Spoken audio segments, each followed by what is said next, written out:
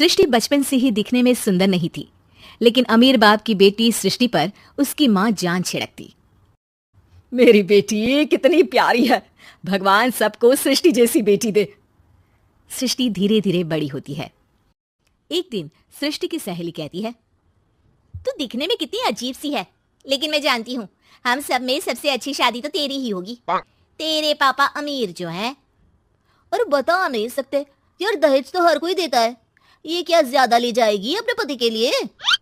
अरे बड़े शहर में कोठी है इसके पापा की। अरे पापा की है ना, कौन सी इसकी है? इसकी होती तब तो कोई भी लड़का इससे शादी कर लेता। अरे पापा की मतलब पापा की है तो मेरी ही है ना। किसने कहा? अब तेरी तो तब होगी ना जब तेरा भाई ना हो। वैसे भी शादी के बाद सारी प्रॉपर्टी भाई के नाम होती है। सृष्टि समझ जाती है कि उसे किसी भी हालत में माँ बाप की सारी प्रॉपर्टी को अपने नाम करना है, लेकिन कैसे? एक दिन सृष्टि का भाई शीनू कहता है, बहन क्या कर रही है? तुझसे एक बात करनी है। अरे हाँ हाँ करना, मैं तो तेरी बहन हूँ। बहन मेरी लाइफ में ना एक लड़की है, बहुत अच्छी है। मैं सोच रहा हूँ माँ और पापा से बात करूँ शादी के लिए। सृष्टि को समझ में आ जाता है कि भाई की शादी होते ही भाभी उसे एक दिन भी घर में बर्दाश्त नहीं करेगी। क्या बात है भाई, बताना कौन है वो?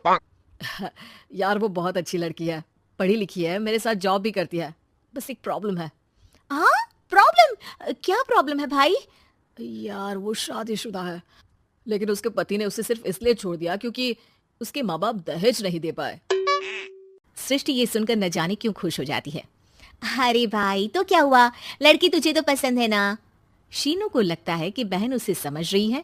वो इस बात से अनजान होता है कि उसकी बहन की मंशा पूरा घर हड़पने की है। सृष्टि अपनी माँ से कहती है, मम्मी मुझे तो बहुत चिंता है, पता है शीनू क्या कर रहा है? अरे क्या कर रहा है, वो तो काम पर जाता है और वापस घर आता है। नहीं ना माँ, वो यही तो नहीं कर रहा, बाकी सब कर रहा है। आपको पता है उससे प्यार है, और वो भी एक शादीशुदा लड़की से। ये क्या हो गया? मैं सोसाइटी में क्या मुंह दिखाऊंगी? अरे तेरे पापा तो यही कहेंगे कि मैंने ही उसे बिगाड़ दिया है। माँ देखो, मेरी बात मानो, पापा पर भी विश्वास करने की जरूरत नहीं है। अब आप ही बताओ, पापा इतनी देर घर के बाहर रहते हैं क्यों, बोलो? अरे बेटा वो तो नौकरी करते हैं ना। तू बहुत भोली है माँ, पापा का ऑफिस तो 7 बजे खत्म हो जाता है, लेकिन देखो कितनी देर से आते हैं। अरे नहीं नहीं बेटा, ऐसी कोई बात नहीं है। सृष्टि माँ को एक औरत से बात करते पिता की फोटो दिखाती है। देखो माँ कैसे हैं पापा, मैं ना कहती थी कि पापा सही नहीं है। मैं तेरे पापा से बात करूंगी, दे फोटो मुझे। ओ माँ वो तो डिलीट हो गई। लेकिन चल तूने तो देख लिया ना, पापा से बाद में बात कर लेना, और हाँ मेरा नाम बिल्कुल मत लेना। हाँ माँ। अब क्या था, सृष्टि के माँ और पिता के बीच झगड़ा होना शुरू हो जाता है।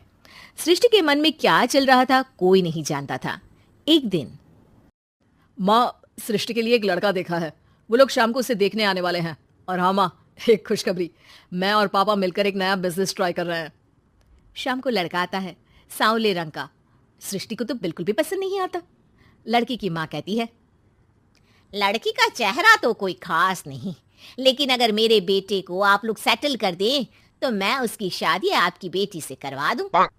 सृष्टि को लड़का बिल्कुल पसंद नहीं था। उसे भाई पर गुस्सा आ जाता है। लड़के वालों के जाने के बाद कहती है, माँ देखा शीनू मेरे लिए कैसा लड़का लेकर आया, न दिखाने लायक न सुनने लायक, सेटल भी नहीं, वो भी हम करे।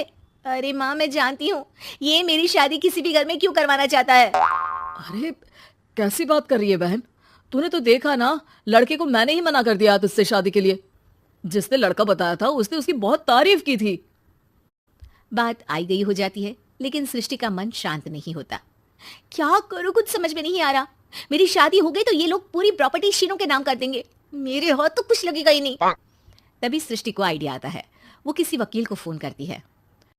जी देखिए, अगर आपके मम्मी पापा का तलाक हो जाता है तो आपके पिता की आधी प्रॉपर्टी आपकी माँ के नाम हो जाएगी, फिर उसे वो किसी को भी दे सकती है। सृष्टि अब माँ को बेटे के खिलाफ भरती है। माँ शीनू पर नजर रखा करो, वो जिस लड़की के प्यार में है ना वो शादीशुदा है। यहाँ आएगी, सारा पैसा, रुपया, जमीन, जायदाद सब हड़प लेगी। पापा का भी हाल तुमसे छुपा नहीं है। ऐसा ना हो कि मैं और आप एक दिन सड़क पर भीख मांगे। हे भगवान, मैं तो जीते जी मर जाऊंगी अगर ऐसा हो गया तो। ऐसा हो गया नहीं माँ, ऐसा ही होगा। अभी समय है, आगे का सोच लो। मैं तो कहती हूँ पापा से आधी प्रॉपर्टी लेकर अलग हो जाओ। पापा की आधी प्रॉपर्टी भी हम लोगों को अगर मिल जाती है ना, तो अगले 7 जन्म सफल समझो। बेचारी माँ बेटी के कहने पर पति से तलाक लेकर अलग हो जाती है। सृष्टि अब पैसों से गाड़ी और अपने दूसरे महंगे शौक पूरे करने लगी। उसके दोस्त भी उसके पैसे इस्तेमाल करते। सृष्टि, कल तुम कहाँ थी? मैं सारा दिन घर पर अकेली थी। तो मैं क्या करूं? मैंने ठेका तो नहीं लिया है ना तुम्हें संभालेगा। माँ को सृष्टि से ये उम्मीद नहीं थी। वो बैठकर रोने लगती है। वहीं उसका पति यानी कि सृष्टि के पिता आ जाते हैं। मैं जानता था कि तुम्हारा यही हाल होगा, तो आपने मुझे रोका क्यों नहीं? मैं रोकता तो तुम रुकती क्या? सृष्टि के कहने पर तुमने मुझ पर अपने बेटे पर शक किया, लेकिन तुम ये भूल गई कि कैसे हम दोनों ने मिलकर जीवन में इतना सब खड़ा किया। माँ पति के गले लग जाती है। मुझे माफ कर दीजिए, मैंने आपकी कमाई का एक बड़ा हिस्सा गवा दिया। कोई बात नहीं, तुम साथ हो तो मैं ऐसी 7 प्रॉपर्टी खड़ी कर दूंगा। तभी वहां सृष्टि आ जाती है रोते हुए। माँ, मयंक ने मुझे छोड़ दिया। वो बोल रहा था जब तक मेरे पास पैसे थे तब तक ही वो मेरे साथ था। पापा, माँ, मुझे माफ कर दीजिए।